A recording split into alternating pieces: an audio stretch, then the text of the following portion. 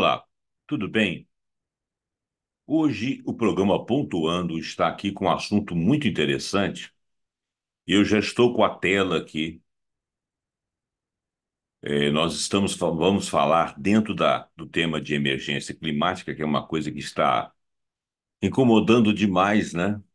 Aqui no Brasil e no mundo. Nós estamos aqui com o título A Opção da Europa pelas Trevas, que tem que tem essa capa aqui que você está reconhecendo aí do vídeo, né? Isso foi publicado ontem, 12/5/2024, mas se diz respeito a uma matéria que vem do Outras Palavras. E eu repassei aqui para o meu portal vaiali.com, no blog, né? No banner Cidadania Sustentável, né? Aqui no Vai Ali, Opção da Europa pelas Trevas, né? E ele faz um preâmbulo aqui, diante das ameaças ambientais e políticas do continente onde nasceu o iluminismo. Agora acolhe o pior, ou melhor, escolhe o pior, é o negacionismo climático, repressão a quem luta pela natureza e a guerra total contra a Rússia. Crônica de uma regressão insólita. Foi publicado originalmente, em outras palavras, dentro do tema crise civilizatória, do banner deles lá, do Outras Palavras, aqui está no Cidadania Sustentável. O autor é Luiz Marques. No final, eu vou ler o currículo do Luiz Marques para vocês verem que ele tem autoridade para falar o que está sendo dito aqui. E lá foi publicado no dia 7 de maio, 7/5/2024. O título original, na realidade, é Europa, Emergência Climática e Negacionismo. E nós aqui, o Outras Palavras, e eu aqui, o Zé Roberto, não vai ali, fizemos a opção de usar esse título aqui. Eu, através dele, né, do Outras Palavras, a opção da Europa pelas trevas. Bom, nós já estamos falando aqui de temperaturas elevadas, estamos falando de planeta. Emergências climáticas, né? Começando então a leitura, a Europa é o continente que mais rapidamente se aquece no planeta. A Agência Ambiental Europeia e a Copérnicos, a Agência Europeia do Clima, publicaram em março e abril de 2024 dois relatórios que confirmam mais uma vez a velocidade singular do aquecimento europeu.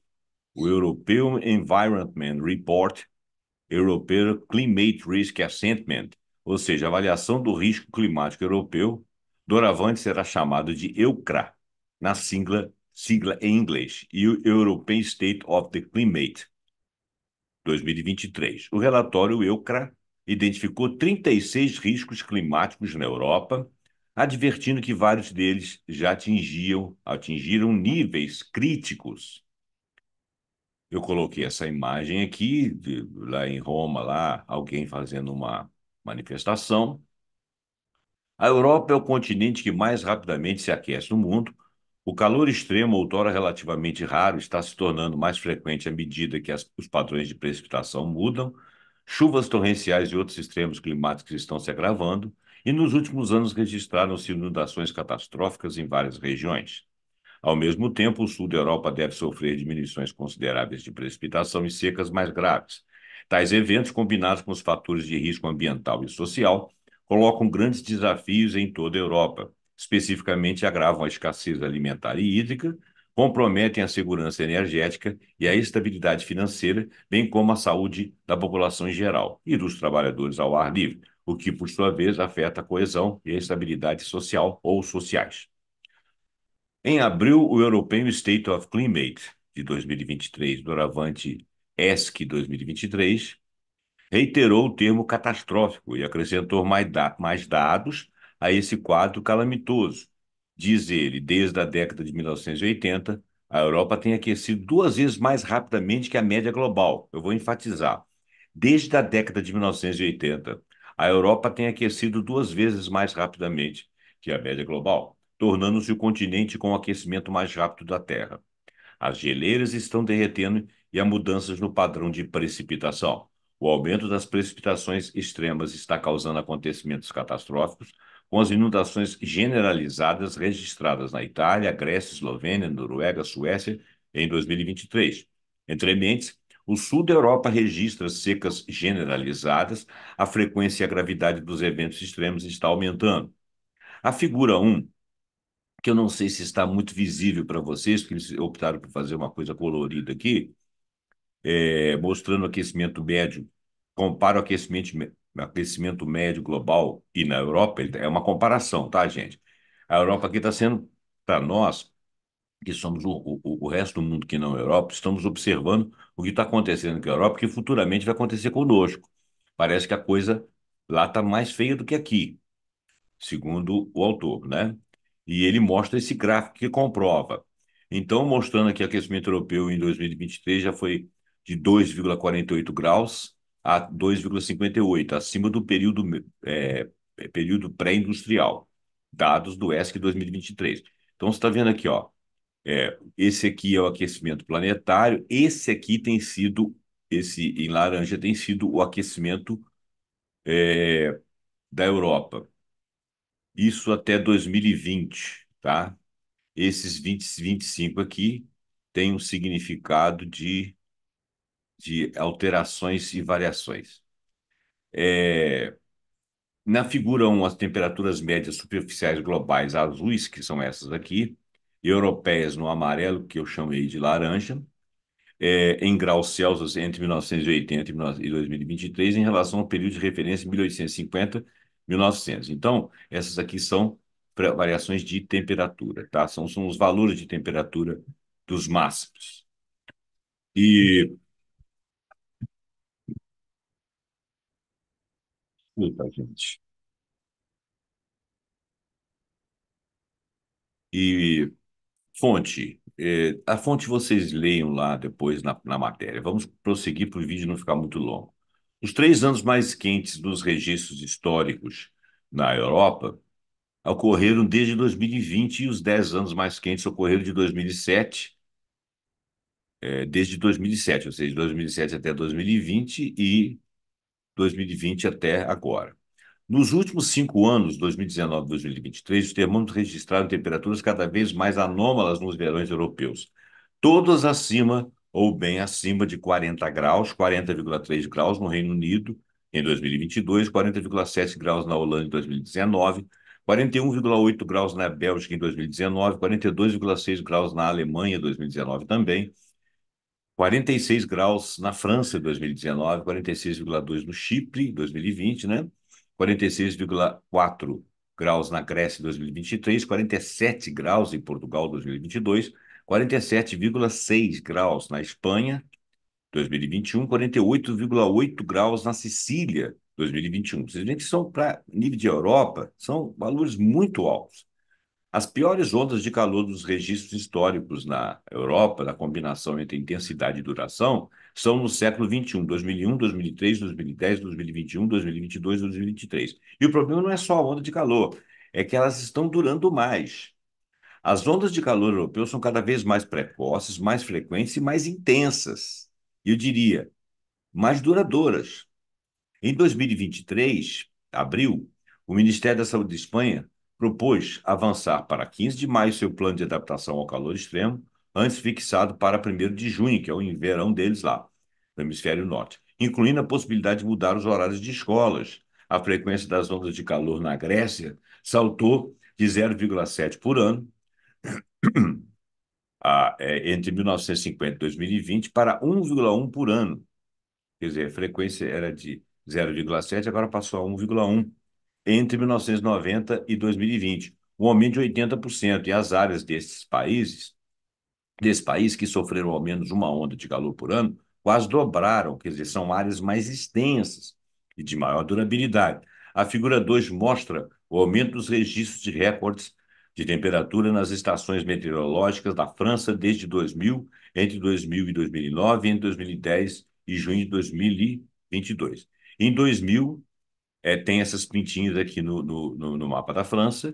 Entre 2000 e 2009 ficou uma área mais extensa com pontuações de calor. Depois de 2010, a coisa se expandiu completamente.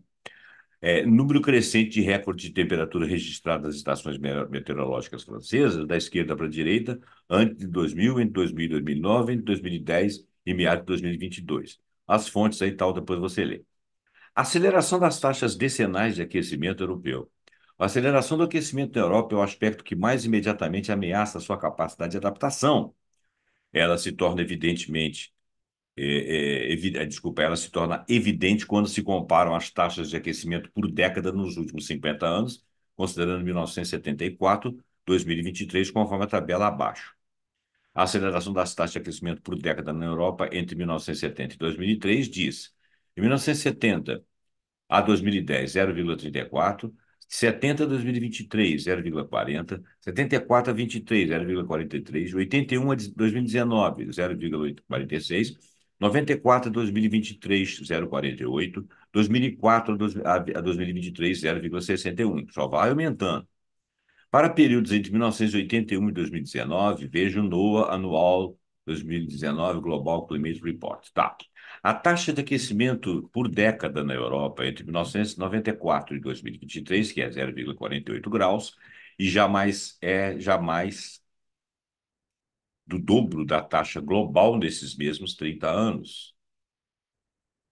0,22 por década, mas, sobretudo, a taxa de aquecimento decenal da Europa aumentou em 80% em relação a ela mesma, na comparação entre os dois períodos, 1970 a 2010, 2004 a 2023. Mantida a taxa de aquecimento dos últimos 20 anos, 2004 a 2023, que é de 0,61, a temperatura média do continente aumentará 1 grau para cada 17 anos. Assim, em 2040, a Europa atingirá um aquecimento médio entre 3,3 graus e 3,58 graus. Isso é alarmante.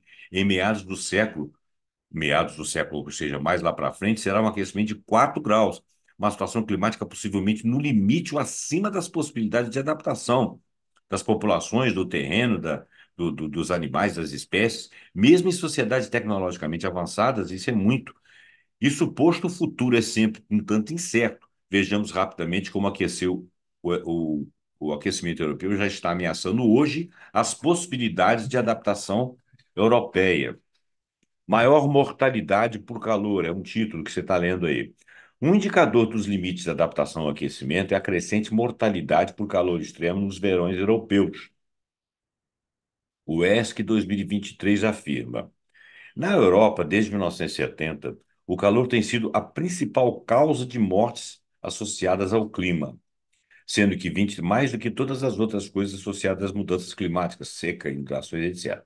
O calor, a sensação térmica, sendo que 23 das 30 ondas de calor mais graves ocorreram entre 2000 e as 5 mais graves nos últimos 3 anos. Tá? 30 ondas de calor mais graves ocorreram entre 2000 desde 2000 para cá.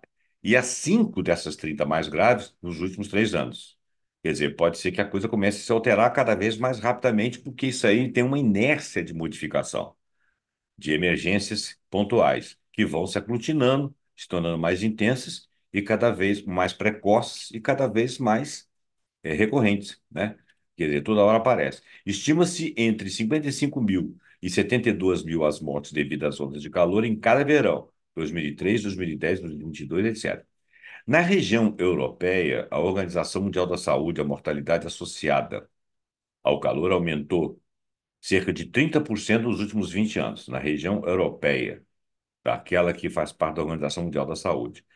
A mortalidade associada ao calor aumentou 30% nos últimos 20 anos. Entre 2000 e 2020, estima-se que as mortes relacionadas com o calor tenham aumentado de 94% nas regiões europeias monitoradas. Nem tudo lá está monitorado, né? Estima-se que em 2022 houve na Europa 61.672 mortes em excesso diretamente associadas ao calor extremo entre 30 de maio e 4 de setembro do ano de 2022.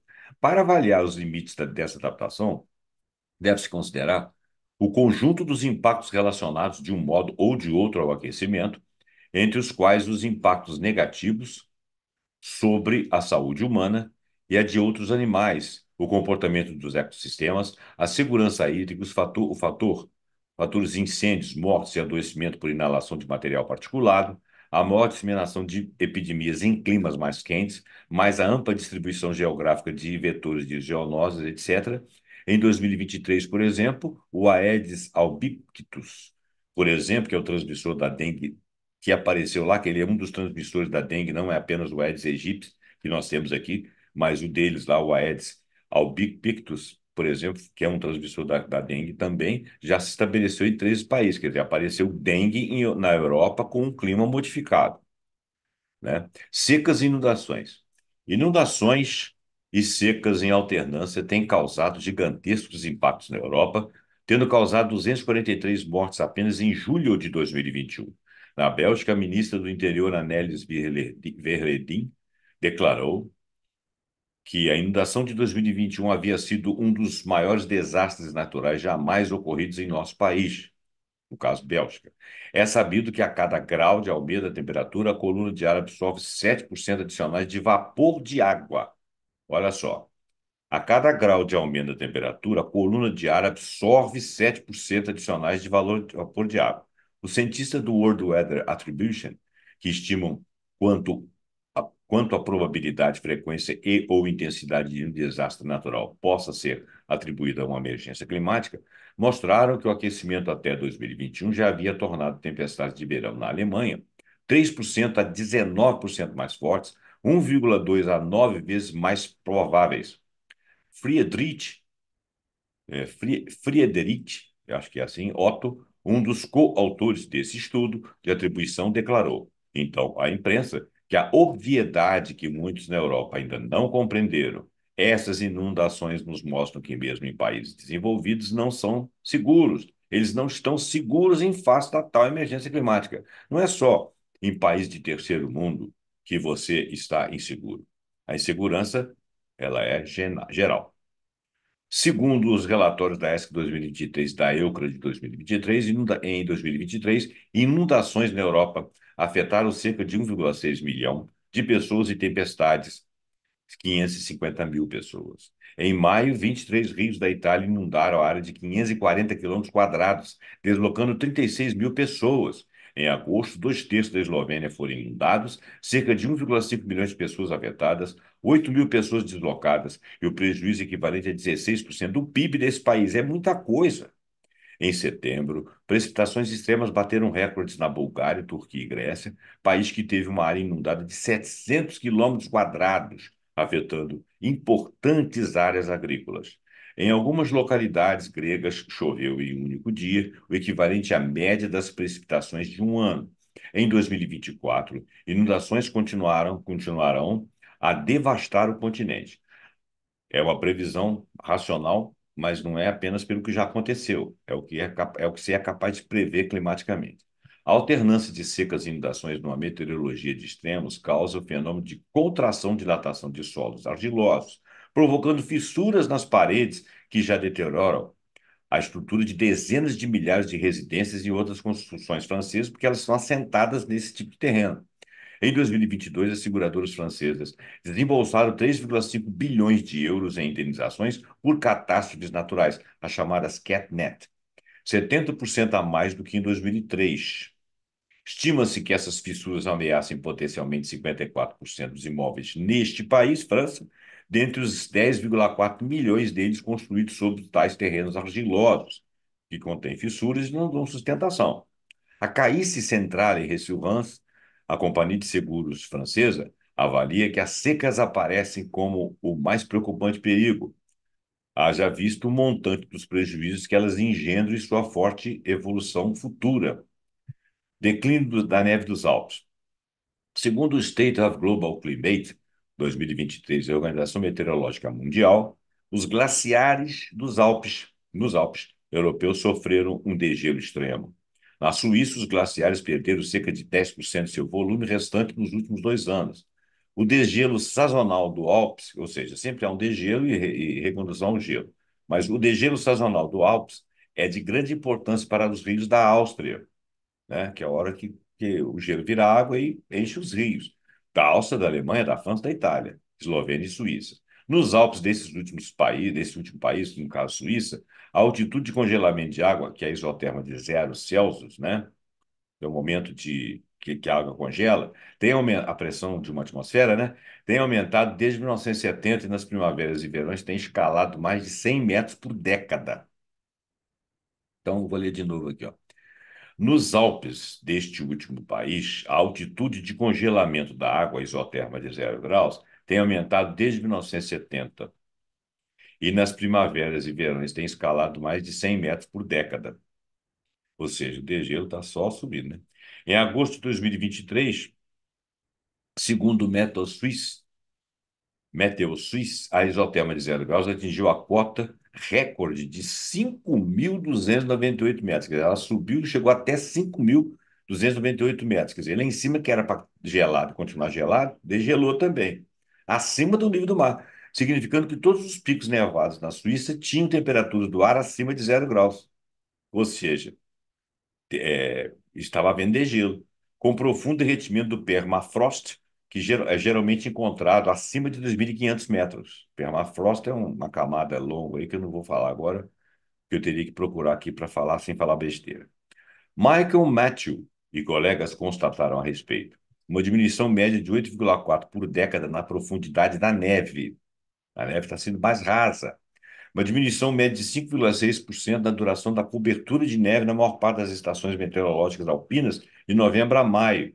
Quer dizer, perde-se a quantidade, não só a espessura, mas a quantidade de espraiamento da neve. Tem menos neve nos picos, entre 71 e 19. Entre os invernos de 2021 e 2022, os glaciares do maciço de Mont Blanc, na fronteira franco-italiana, situados entre altitudes superiores a 2.100 metros e mesmo a 3.500 metros, perderam 3 a 4 metros de espessura, ou seja, estão mais finos. Simulações sobre o futuro dos extremos hidrológicos dos Alpes, segundo modelos de sensibilidade para diferentes níveis de aquecimento, 1 a 3 graus, prevêem mudanças maiores, sobretudo no norte da Itália e na Europa Central. Agravamento das secas na escala continental do século XXI. Eventos de secas especialmente graves na Europa têm sido repetidos com frequência cada vez maior, com registro em escala continental, em 2003, 2010, 2015, 2018, 2019, 2022. Esta última, 2022, foi a pior dos últimos 500 anos. Estendeu-se por mais de 630 mil quilômetros quadrados, o que representa quase o quádruplo da média histórica anual dos territórios europeus afetados por seca entre 2000 e 2022, que é 163 mil quilômetros quadrados. Segundo o European Drought Risk Atlas, acho que é Drought Risk Atlas, desde 2011 ocorreram no continente 21 secas graves e adverte que a frequência desses eventos está diminuindo a janela de recuperação entre os impactos entre um e outro impacto, levando a consequências ainda mais graves. As secas de 2022 chegaram a estender-se por 60% do território da União Europeia e do Reino Unido. 60% é muita coisa. Os países de orla mediterrânea, além da Romênia e Bulgária, encontraram-se em uma situação hidrológica crescentemente precária. O departamento dos Pirineus Orientais, na região de Occitânia, que é o sul da França, enfrenta uma seca histórica em duração e em intensidade, a mais grave desde os nossos primeiros registros, que remonta a 1959. O inverno de 2023-24 foi ainda mais seco que o precedente e registra 55% de déficit pluviométrico. Entre este, apenas um capítulo local do relatório acabrunhante que a Comissão Europeia, através do seu Joint Research Center, publicou sobre a situação mediterrânea. O balanço hidroclimático da Emília-Romagna, que é a capital de Bolonha, forneceu um exemplo eloquente do ressecamento da Península Italiana. Na figura 3, resume essa evolução nos últimos 62 anos. O que significa esse gráfico? Ah lá, entre 1960 e 2020, o que significa o azul e o vermelho? A recorrência do azul e a intensa recorrência do vermelho a partir de 1980. O balanço hidroclimático, que é a diferença entre a precipitação e a evapotranspiração, desculpa, diferença entre a precipitação e a evapotranspiração, entre 1961 e 2022, na região Emília-Romana, norte da Itália, em milímetros, as colunas azuis mostram superávites, né? E as vermelhas, os déficits em relação à média do período. Aí diz aqui, fonte, Cisânia, Alexandrine, parará, para lá, que você vai ler lá. Nos 23 anos entre 1961 e 84, apenas 8 anos sofreram déficits hidroclimáticos, né? Ó, apenas 8 anos déficits hidroclimáticos. É uma relação de quase 3 superávites anuais para cada déficit. Mas nos 38 anos, entre 85 e 2022, essa relação se inverteu, trazendo 4 déficits hidroclimáticos anuais para cada superávit. Então, olha lá, uma ausência de superávit, vários déficits. Pouco superávit, vários déficits. Pouquíssimo superávit, vários déficits. E os déficits são muito altos, enquanto que os para cima são baixos, né? E os superávites são baixos. Secagem e degradação dos rios. Rios emblemáticos da geografia e da história europeia podiam ser atravessados a pé em alguns trechos no verão de 2022. O rio Pó, com seus 652 quilômetros e 141 tributários, o autor é chamado Rei dos Rios, Flavorius Rex, assim o chama Virgílio no livro 1 das Geórgicas.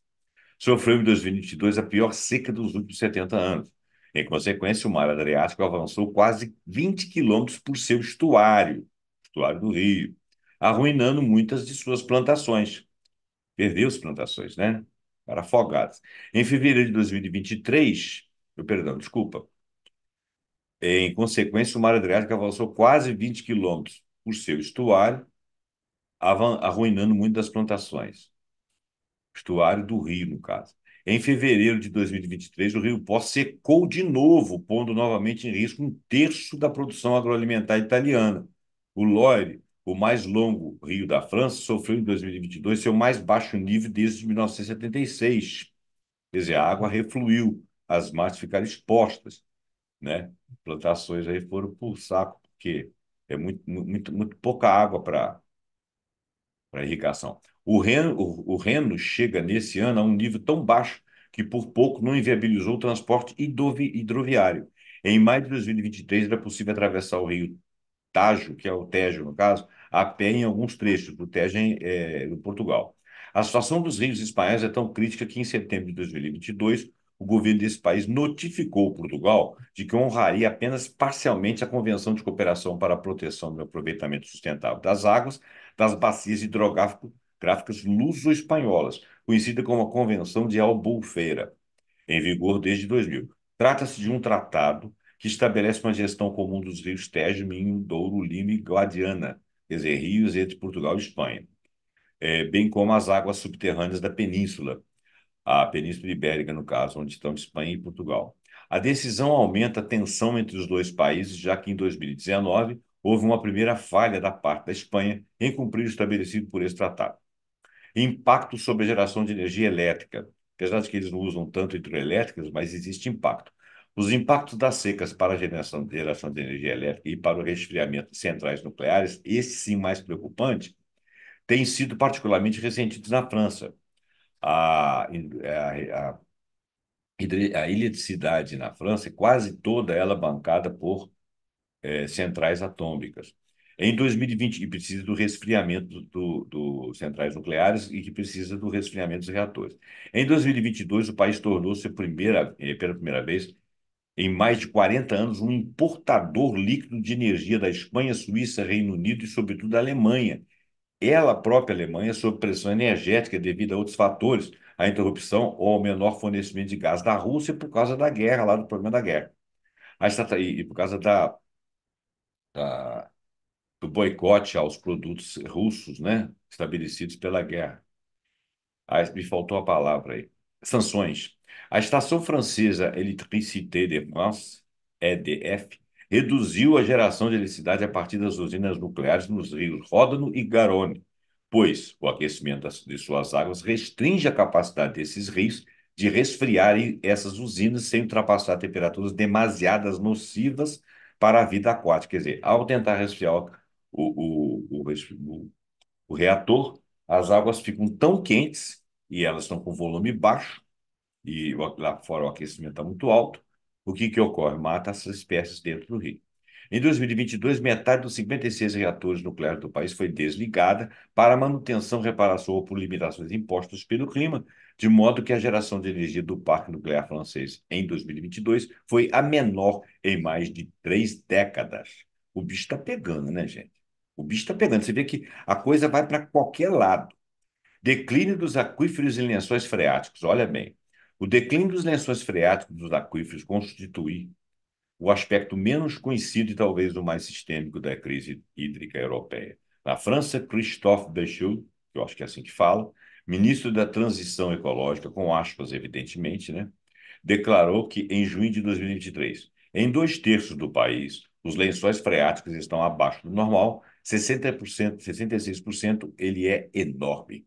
A chuva, por vezes, cai de forma mais repentina, mais concentrada e grande parte dela é absorvida pelo aumento das temperaturas, quer dizer, evapora.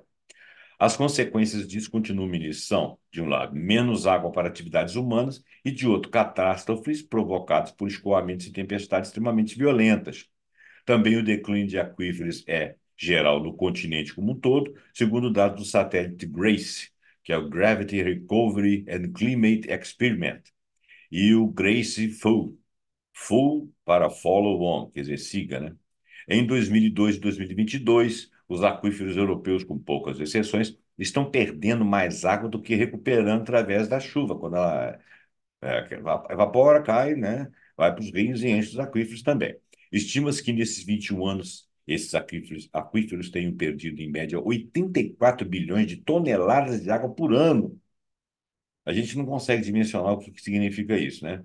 Por uma sinergia entre emergência climática, seca e acesso à extração. Porque também participa ali a necessidade de retirar a água até mais por causa das indústrias, né? Como afirma Cynthia Berner, as alterações climáticas e a superexploração dos aquíferos estão intimamente ligadas. À medida que as secas graves aumentam, os agricultores, as indústrias e as cidades bombeiam cada vez mais água, cada vez mais fundo, para compensar a falta de precipitação e os recordes de calor. Olha que coisa doida. Quer dizer, rompeu o equilíbrio, né? Desmatamento, degradação e incêndios florestais das florestas, né? A Europa tem sofrido, sobretudo na última década, uma diminuição da área de seu dossel, que é a cobertura arbórea, conforme um levantamento recente. Após 2016, a extensão da cobertura arbórea na Europa diminuiu. A extensão continental das florestas com árvores altas, mais de 15 metros de altura, diminuiu 3% em 2001 e 2021. O recente declínio na extensão das copas das árvores é consistente com a estatística da FAO sobre a intensificação da extração de madeira e sobre a crescente extensão e gravidade das perturbações naturais. A diminuição observada na altura da copa das árvores indica uma redução na capacidade de armazenamento de carbono florestal na Europa. Quer dizer, ela precisa de insumo para crescer e ela está crescendo menos porque ela está com menos carbono, carbono florestal, no caso. Coisa que eu não entendo muito, não dá para explicar, né, gente? A quantidade total de florestas altas, maior ou igual a 15 metros de altura, diminuiu 22,5 mil quilômetros quadrados nas últimas décadas, né? Quer dizer, a quantidade total das árvores. Os países nórdicos registraram uma redução de 20% em suas florestas altas, redução ocorrida também no sudeste da Europa. Mesmo quando as florestas altas são substituídas por novas árvores, essas podem levar décadas para amadurecer antes de proporcionar os benefícios climáticos e ecossistêmicos equivalentes. Dadas as secas e o aumento enorme da área e da duração dos incêndios, as florestas europeias reagem fechando seus estômatos para diminuir a perda de água. Essa defesa as torna menos eficientes em absorver CO2 em sua fotossíntese, o que constitui uma típica relação, uma típica alça de retroalimentação do aquecimento, né? Essa defesa as torna menos eficientes. Ah, exatamente. Então, quer dizer, absorvendo menos CO2 para poder, insumo para poder crescer, elas absorvendo menos CO2, elas permitem mais CO2 na atmosfera, mais efeito estufa, né? O que constitui uma típica alça de retroalimentação do aquecimento por efeito estufa. Na França, as florestas absorviam mais de 70 milhões de toneladas de dióxido de carbono em 2008, mas essa quantidade caiu para 27 milhões de toneladas de carbono em 2022. Gente, que coisa horrível. Ou seja, uma divisão por três em menos de 15 anos. A extensão geográfica dos incêndios florestais na Europa é crescente, como mostra a tabela. Hectares de florestas consumidos por incêndio na União Europeia em 2018 e 2022. 2018, 177.356. 2019, 295.835. 2020, 339.824. 2021, 470.359. 2022, 785 mil. Caraca! Fonte Lawrence Coastal, etc, etc, etc.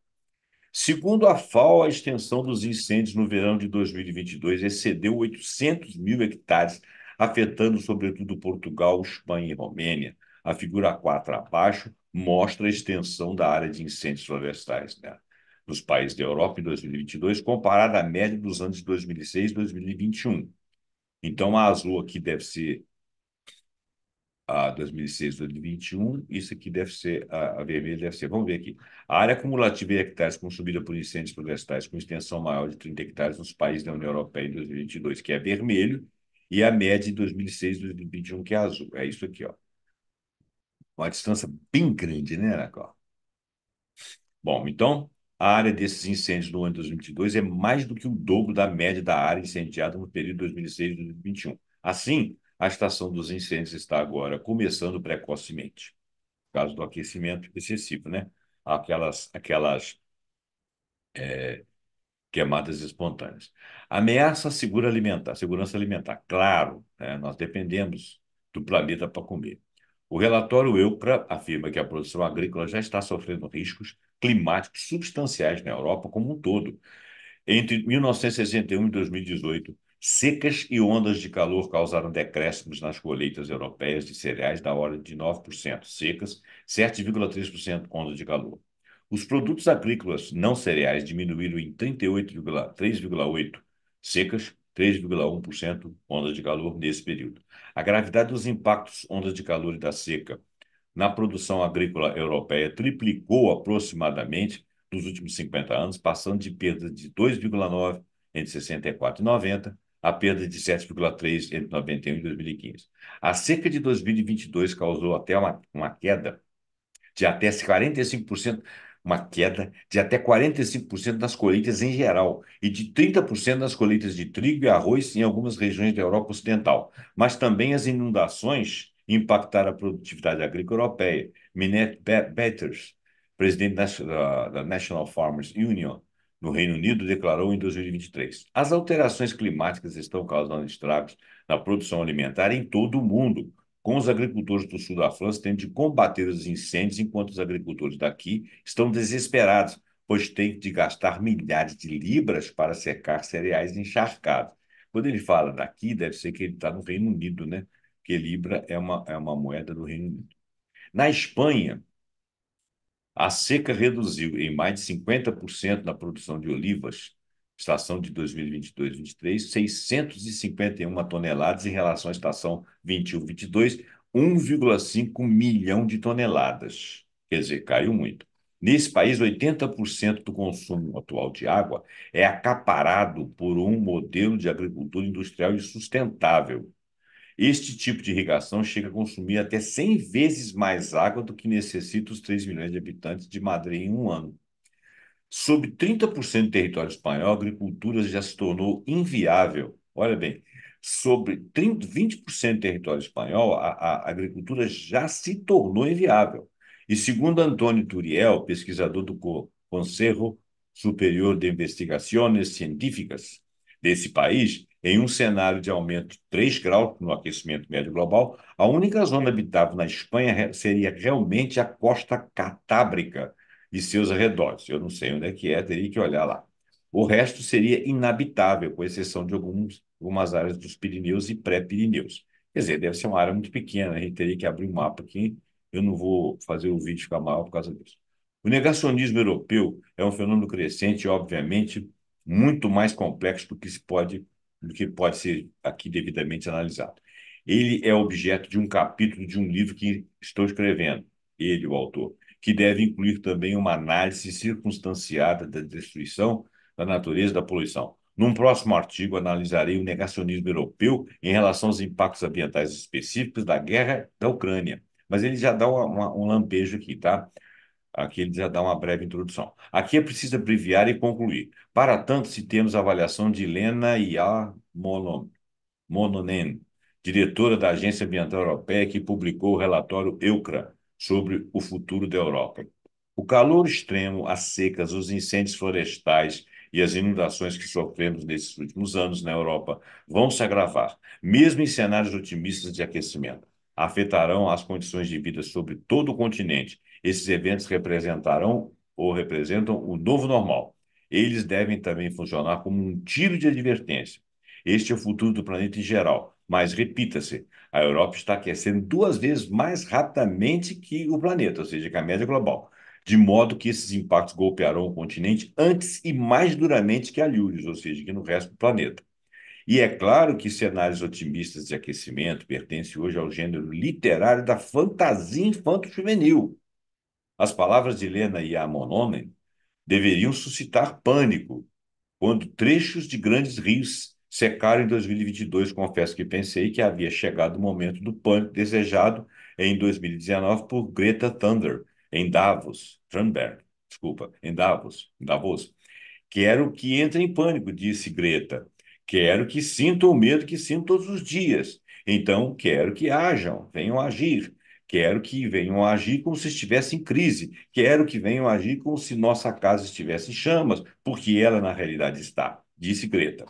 O pânico não aconteceu porque a forma primeira de negacionismo europeu é a sua ilusão tenaz de não estar na linha de frente do colapso ambiental global. Quer dizer, o europeu pensa que ele não está mais em perigo do que o resto do mundo. Se em nossos dias, e isso não é verdade, é exatamente o contrário, se em nossos dias outros continentes estão sendo mais cruelmente atingidos pelos extremos climáticos, a Europa é mais vulnerável ao aquecimento futuro do que muitos países chamados sul global. Parece muito, muito difícil, em todo caso, imaginá-la, se adaptando a um aquecimento médio de entre 3,5 graus a ser alcançado nos próximos 20 anos, mantida a taxa de aquecimento de 0,1 graus por década nos últimos 20 anos. E parece ainda mais difícil porque essa taxa de aquecimento, já superlativa, não se acelerará ainda mais nos próximos anos. O segundo pilar do negacionismo europeu é a repressão e a criminalização dos movimentos ecologistas que tentam desacelerar o colapso em curso, como o Soulèvement de la Terre, Extinction Rebellion, Justice Stop Oil, Greenpeace, Fridays for Future, etc. Ele falou aí o nome de alguns, né? Soulèvement. Eu não sei falar essa palavra, desculpa, gente. Mas você pode ler aqui, né? Olha lá. Soul, Soulèvement, eu acho que é isso. De la Terre, Extinction Rebellion e etc. Tá. É, Na França, os opositores à construção da autoestrada A69 no sudoeste do país e às absurdas megabacias de água criadas por bombeamento de águas subterrâneas têm sido vítimas de terror policial para limitar. Ele está dizendo aqui que os caras que estão contra essa absurda criação de megas bacias e a tal estrada A69 estão sendo combatidos como vítimas, né? Vítimas, estão sendo combatidos, estão sendo vítimas do terror policial e paramilitar, segundo o relatório de 2023 do próprio Conselho da Europa.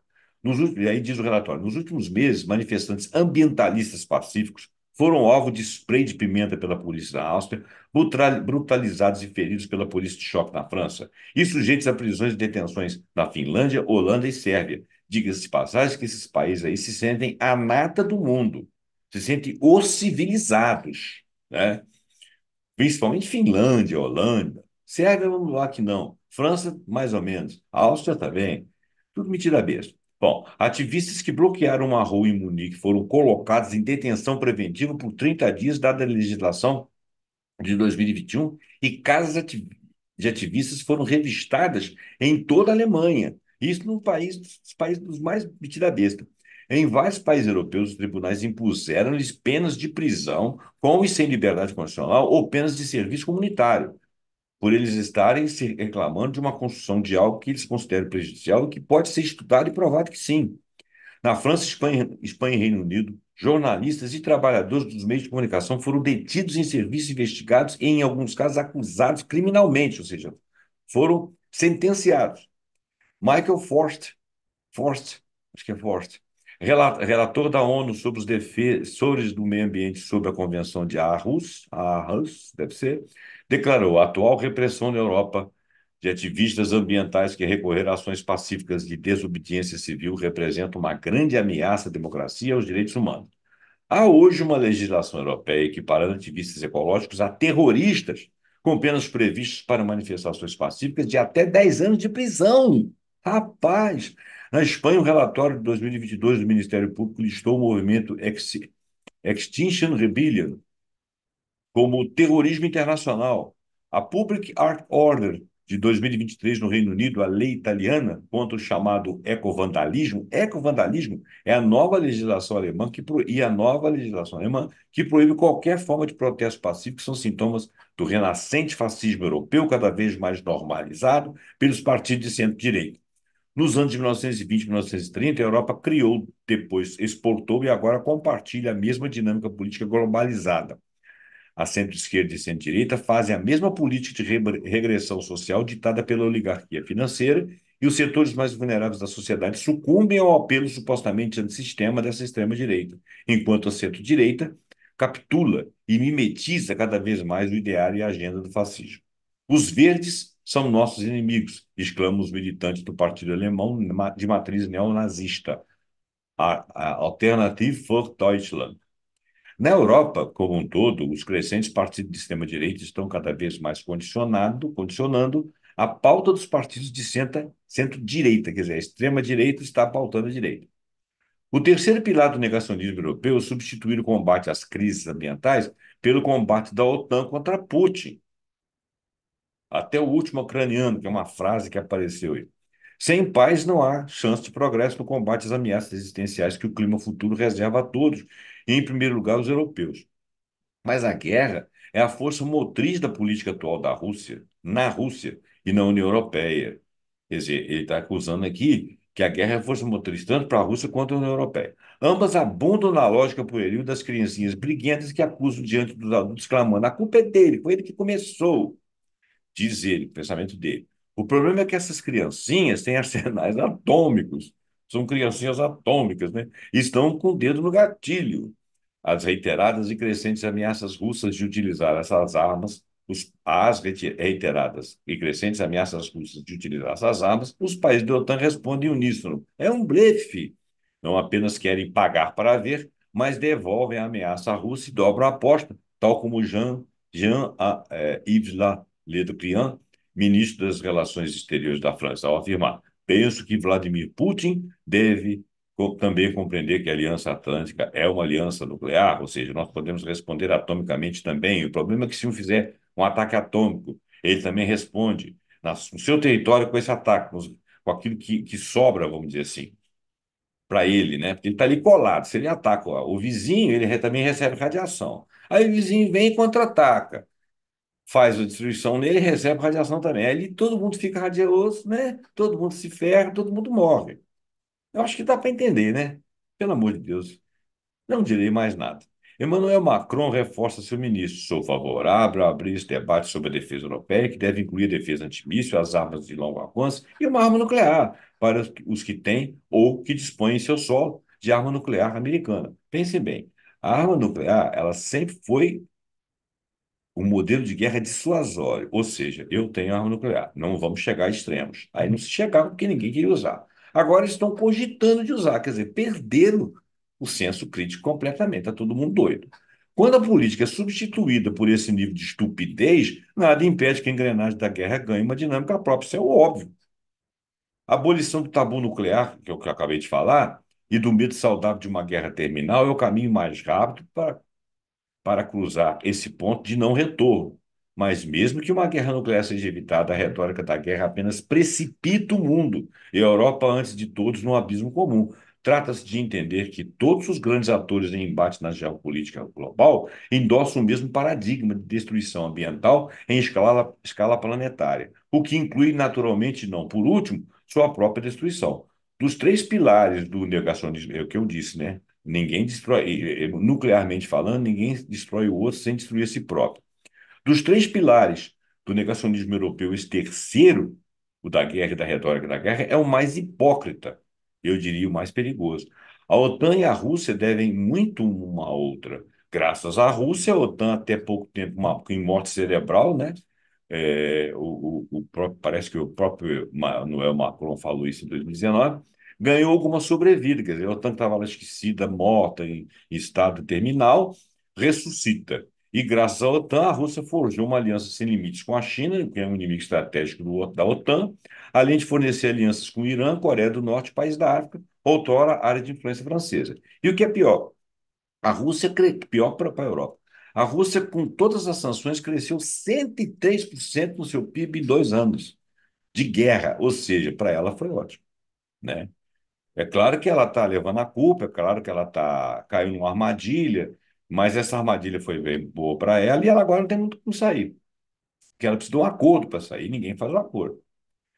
Mas aí ela está doida para sair, porque daqui um pouquinho ela vai começar a ficar sobrecarregada, né? A economia não aguenta você ficar o tempo todo mantendo exército, né? Gastando dinheiro com arma quando você tinha que estar ganhando. Ainda mais com a ameaça global de climática, que nós vamos precisar de dinheiro para reerguer esse planeta.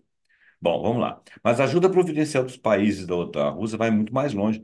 Emmanuel Macron tem acenado com a possibilidade de enviar tropas francesas à Ucrânia. Só que, ao mesmo tempo, expressão que o imortalizou, silencia sobre o fato de que a França quase triplicou suas importações de urânio enriquecido russo. Por quê? Porque ela está tendo problema com as suas ex-colônias. A França continua dependendo da gestão do urânio estatal da russa Rosatom, que controla o transporte de todos os materiais nucleares importados pela França, Cazaquistão e do Uzbequistão. O Reino Unido está lavando petróleo russo ao importá-lo através da Índia, China e Turquia, ou seja, num mercado paralelo. Ela não importa diretamente da Rússia, mas ela fornece capital para a Rússia, porque ela importa através da China, da Turquia e da Índia o mesmo petróleo russo, e esse dinheiro chega à Rússia. Estima-se que em cada 20 voos no Reino Unido nos primeiros 6 meses de 2023, utilizou-se combustível originado na Rússia. Por outra razão, não por outra razão, as importações britânicas de refinados de petróleo da China aumentaram 20 vezes desde 2021. Além disso, para mostrar seu repúdio irredutível à autocracia russa, os países da União Europeia têm aumentado suas importações de petróleo de países tão observantes dos direitos humanos quanto Líbia, o Catar, a Arábia Saudita, Emirados Árabes Unidos e parará, né? Mas o gás é ainda pior. Entre janeiro e agosto de 2023, a Total Energies comprou cerca de 4,2 milhões de metros cúbicos de gás liquefeito da Rússia. Desde o início da guerra do Ucrânia, os países da União Europeia compraram da Rússia 30 bilhões de dólares em gás liquefeito de petróleo russo. Durante esse período, a Rússia foi o segundo maior fornecedor de gás liquefeito de petróleo russo à União Europeia, após os Estados Unidos, depois dos Estados Unidos. Em 2021, a União Europeia comprou 39% das exportações russas desse gás, né? Em 2022, 49%. E de janeiro a julho de 2023, 53%. Quer dizer, só veio crescendo. A figura 5 mostra a evolução dessas importações. 2021, 2022, 2023. Os níveis similares das importações diretas da União Europeia de gás liquefeito fóssil da Rússia entre janeiro de 2021 e dezembro de 2023 em bilhões de metros cúbicos. Fonte fulana de tal. Quem tem mais de 70 anos haverá de lembrar da propaganda da OTAN na Guerra Fria dos anos 1960. As tropas do Pacto de Varsóvia podem chegar a Lisboa em 24 horas. Eu não tenho mais de 70 anos, tenho 67 para 68, mas eu lembro disso. A Rússia é hoje, de novo, figurada pela OTAN e por mídia corporativa como um zumbi hollywoodiano que saiu da sepultura e invadirá a Europa após devorar a Ucrânia, onde a inevitabilidade da guerra contra o inimigo monstruoso vai acontecer. Mas que interesse econômico e geopolítico poderia ter a Rússia invadir os países da União Europeia, clientes vorazes de seu urânio enriquecido de seus combustíveis fósseis? Por que ela iria invadi-los se eles já são fichinha para eles, são consumidores? Ele não vai brigar com seus consumidores, não vai bater nos seus consumidores, não vai querer dominá-lo para quê? Para poder colocar em seu Estado todos os problemas do Estado de um outro país, sem ganho a mais com isso, ele já está ganhando. O único inimigo que já invadiu a Europa e já a está devastando e vai inviabilizá-la como sociedade ao longo desse segundo quarto do século XXI, é o conjunto de crises ambientais europeias. Os governantes europeus propõem hoje uma guerra, uma economia de guerra e orçamentos militares da União Europeia aumentaram em 16% em 2023. Olha bem, eles estão gastando com orçamento de guerra, enquanto o país está sendo devastado, o planeta e o continente estão sendo devastados por crise climática. 16% de aumento em 2023 em relação a 2022 e 62% em relação à média de período 2014 a 2023, atingindo 588 bilhões de dólares, sendo que a América do Norte gasta quase 1 trilhão, né? E quem gasta quase 1 trilhão de investimento de arma tem que vender. Enquanto isso, a crise climática explode. Enquanto isso, também em 2023, 95,3 milhões de pessoas da União Europeia viviam em risco de pobreza e de exclusão social, o equivalente a 21,6% de sua população, segundo o Eurostat. A necessidade da guerra é o novo mote que encobre o acúmulo de regressões fatais na governança ambiental. A nova política agrícola europeia, PAC, abandonou os últimos escrúpulos ambientais. A Noruega otorgou 47 novas licenças para exploração marítima de petróleo e gás. O Reino Unido adotou uma política de maximização dessa produção também no Mar do Norte. A exploração de gás na Itália e do Adriático aumentará a subsidência na área do Polesine no Vêneto, e os subsídios europeus aos combustíveis fósseis mais que duplicaram em 2022. Tais regressões, e elas são quase incontáveis, põem de vez a nu o negacionismo europeu. Talvez até falem da guerra para poder fazer isso aí, que o povo não está prestando atenção. Há um século, Romain Rolland, Gramsci, Jean Halbach, não, ou melhor, Genie, eu não sei se é francês ou se é americano, inglês, mas vamos dizer Genie Halbach, Stefan Zweig, Jean Jaurès, Bertrand Russell opuseram-se à demência da Primeira Guerra Mundial, que engendrou a Segunda. Hoje, Luciano Câmfora, Edgar Morin, Claire Daly são autênticas vozes europeias sobre o belicismo e o niilismo terminal. A sujeição à ditadura do capital financeiro. Por exemplo, a Grécia foi arrasada em 2015, está hoje mais pobre que em 2010 e tem uma dívida ainda mais impagável. A servidão voluntária à proteção dos Estados Unidos da América, que lhes dita o sacrifício da Ucrânia no altar de um ódio irracional e, sobretudo, a hipocrisia à Rússia e uma cumplicidade abjeta em relação ao genocídio palestino, mais de 38 mil civis mortos em 2012 por dia, isso aí até o dia 7, estão eliminando os últimos resquícios de capital moral do projeto de construção da União Europeia, e somente tão generoso e clarividente. Entretanto, ainda é possível atenuar o colapso climático. Eu acho que deter não mais, né? Aumentando suas chances de adaptação. Olha bem, ele está falando de adaptar, está falando de resolver. Para tanto, é preciso começar pela exigência da paz. Lá tem uma série de notas no artigo original que você vai achar aqui no outraspalavras.net, crise civilizatória, opção da Europa pelas trevas, tá? Esse aqui é o rapazinho, o Luiz Marques, um cara bom demais, né? O currículo dele é imenso, eu vou ler um pouquinho. Professor livre-docente aposentado, colaborador do Departamento de História do Instituto de Filosofia e Ciências Humanas da Universidade Estadual de Campinas, onde foi coautor, cofundador do curso de pós-graduação em História da Arte, pesquisador convidado pelo Instituto Français de Florence e o autor de ensaios, livros, catálogos sobre a tradição clássica, sobretudo no âmbito da história da arte da Itália, séculos XIII ao XV, ao XVI, e parará, parará. Não vou ler tudo, que é muita coisa, tá, gente? Bom, então, ficamos assim nesse programa. Eu agradeço a sua atenção, agradeço que vocês tenham aqui estado conosco.